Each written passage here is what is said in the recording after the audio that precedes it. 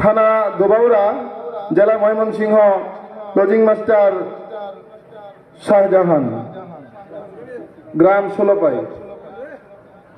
মুবাশির আলম, পিতা হেলাল উদ্দিন, থানা পূর্বদলা, জেলা নেত্রকোনা, লজিং মাস্টার রিপন মিয়া, ষোলপাই। মোহাম্মদ লিমন মিয়া, পিতা হাবিব মিয়া, থানা পূর্বদলা, জেলা নেত্রকোনা, লজিং মাস্টার জামাল উদ্দিন, ষোলপাই।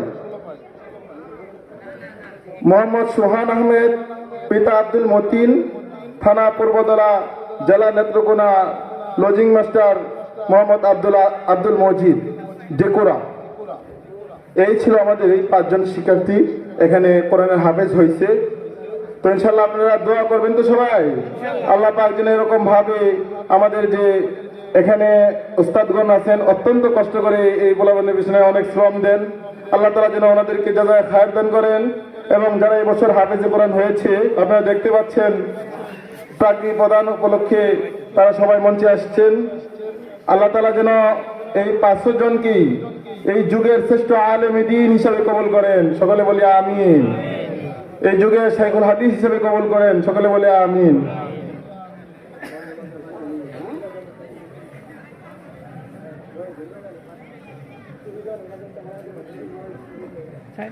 এখানে দেখতে পাচ্ছেন আমাদের যারা অভিভাবক মন্ডলী আছেন ওনারা সহ লজিং মাস্টার যারা আছেন, যারা খেদমত করছেন ওনাদেরকেও হাদিয়া দেওয়া হচ্ছে। সকলে মাথায় টুপি পরায় দেওয়া হচ্ছে, আলহামদুলিল্লাহ। তো ইনশাল্লাহ এগুলো দেখলে নিজেদেরও অনেক ভালো লাগে, কারণ এগুলো হলো আমাদের কষ্টের ফসল। দেখা যায় অনেকেই